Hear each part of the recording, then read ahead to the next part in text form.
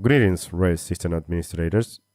My name is Juan Gamba, and I'm a senior software maintenance engineer at Red Hat Support. This video addresses the challenge of establishing SSH connections between RHEL 9 and older systems, like RHEL 6, due to the deprecation of SHA1 in RHEL 9. We will demonstrate how to overcome this and achieve seamless connectivity.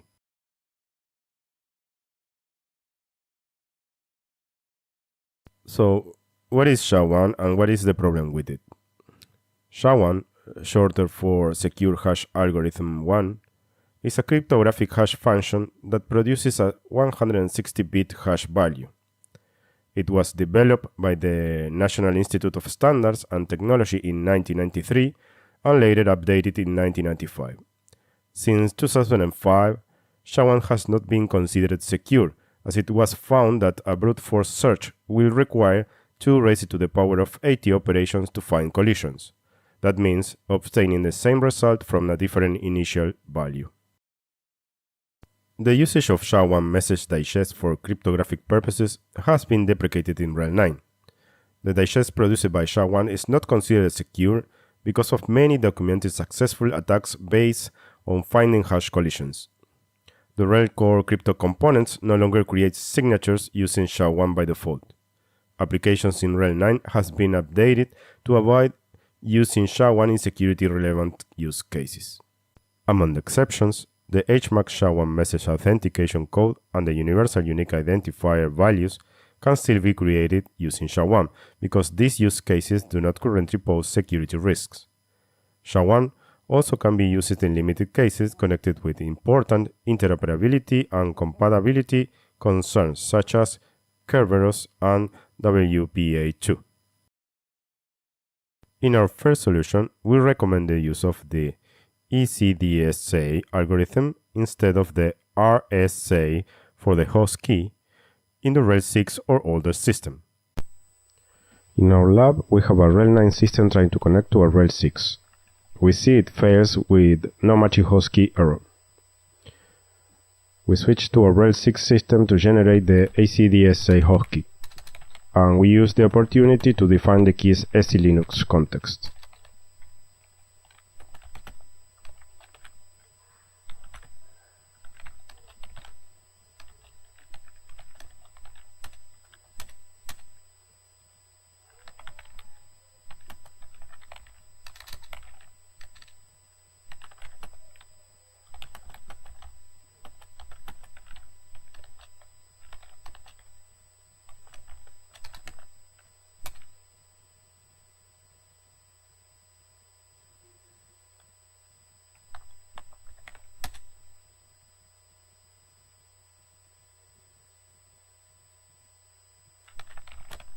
We set the key and the algorithms for key exchange in SSHD config.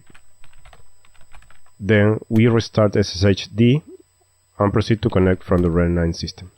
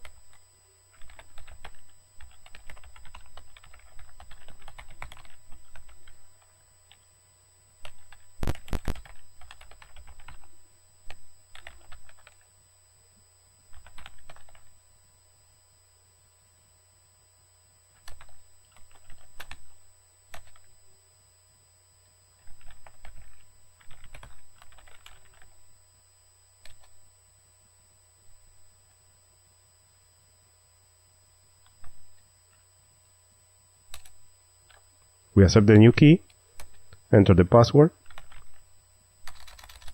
and connect successfully.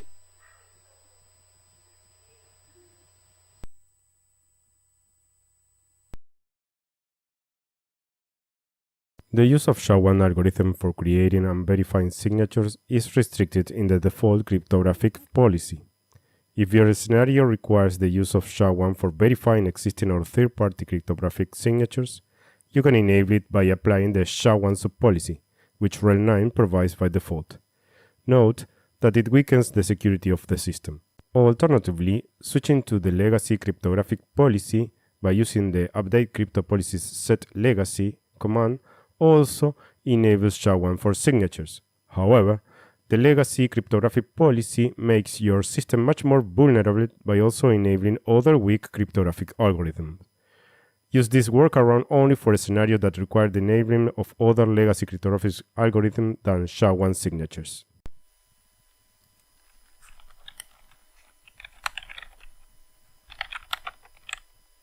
On a RHEL 9 system, we set the SHA1 subpolicy to the default and then we reboot.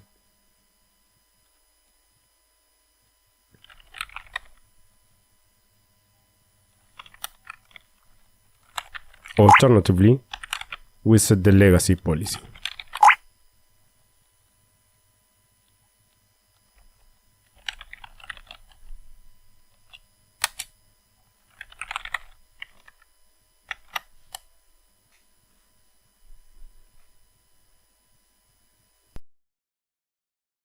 This solution provides a method to connect to legacy systems that rely on SHA1, without weakening the system-wide security of the RHEL 9 system. By creating a host-specific configuration, SHA1 is only enabled just for specific executions, while stronger algorithm remains enforced for the rest of the system.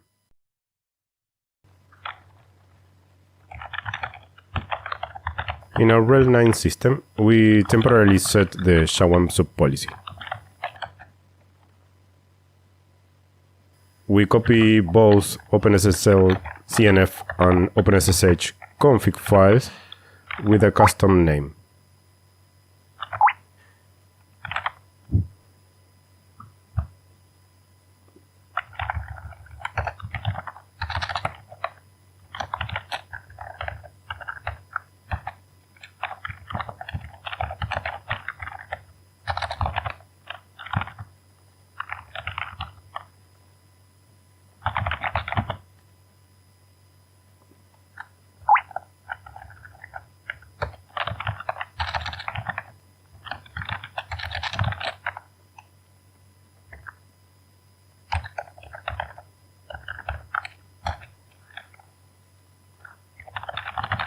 We restore the previous crypto policy profile.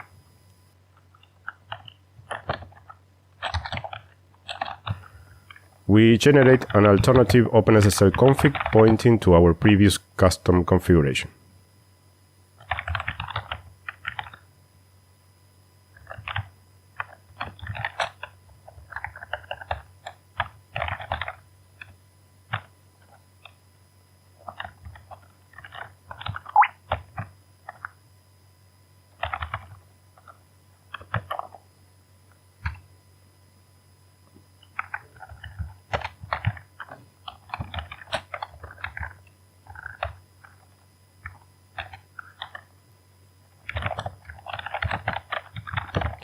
Then we add an SSH client configuration drop-in, activating the custom configuration for a specific host.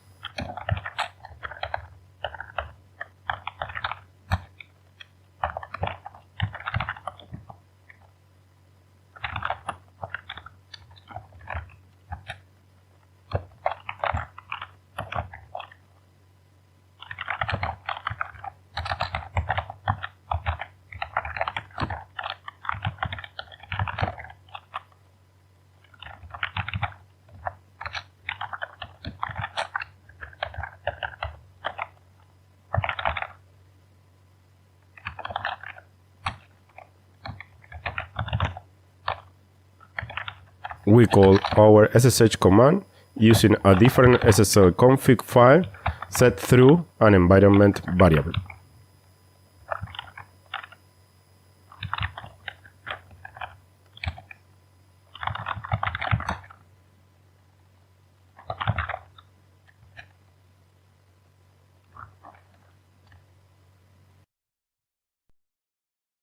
While unsupported by Red Hat, The Runcp command provides a mechanism to selectively enable a crypto policy profile for specific command executions.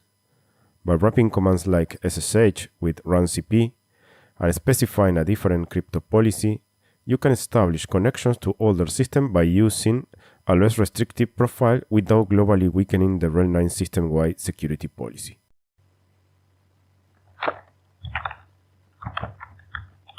We enable the couple repository for crypto policies extras package.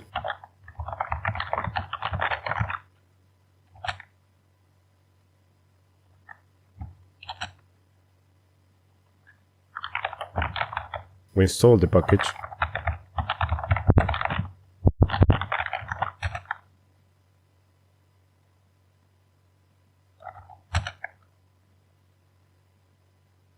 Then we use the wrapper command to execute SSH using a specific crypto policy profile that will be set only for that command.